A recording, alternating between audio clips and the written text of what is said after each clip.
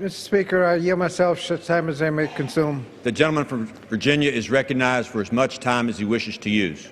Mr. Speaker, I rise in opposition to S.J. Res. 8. The Congressional Review Act resolution of disapproval that we're considering today would undo the NLRB's election rule. The National Labor Relations Board election rule was promulgated to make the election process more efficient and fair. The current process to hold an election and whether to form a union is badly broken.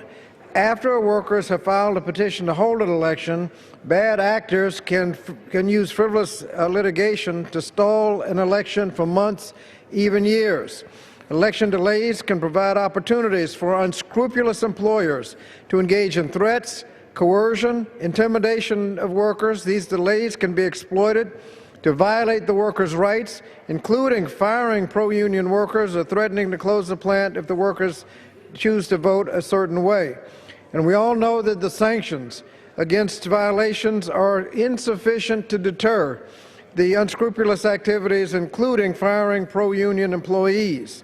Now, researchers from the Center for Labor Research and Education at Berkeley found that the longer the delay before a union election, the more likely the employer was to engage in illegal conduct and violates its employees' rights. The NLRB election rule would help prevent the illegal intimidation and coercion of workers. Now, Mr. Speaker, this regulation provides targeted solutions to discrete, specifically identified problems. The rule brings into the 21st century the updating of rules involving transmission of documents and communications, allowing you to use email and electronic communication rather than paper. It will enable the board to better fulfill its responsibility to protect employees' rights by fairly, accurately, and quickly resolving issues of representation. In many cases, the rule just simplifies and standardizes practices that have been common in regions all over the country already, or reflects existing practices used in civil actions.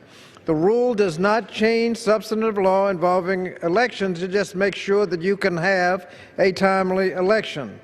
These modest updates provide workers and employees with the reasonable time to consider unionization while preventing unreasonable delay by bad actors. Now, Mr. Speaker, this resolution isn't going to go very far. The administration has already issued a statement of administration policy that I'd like to quote from. It says that the board's modest reforms will help simplify and streamline private sector union elections, thereby reducing delays before workers can have a free and fair vote on whether or not to form or join a union. It goes on to say that it will give workers greater voice, and it can help ensure that the link is restored between hard work and opportunity, and that the benefits of the current economic recovery are more broadly shared. It says that the National Labor Relations Board Representation Case Procedures Rule helps to level the playing field for workers so that they can more freely choose to make their voice heard. In so doing, it will help us build an economy that gives greater economic opportunities and security for middle-class families and those working to join the middle class.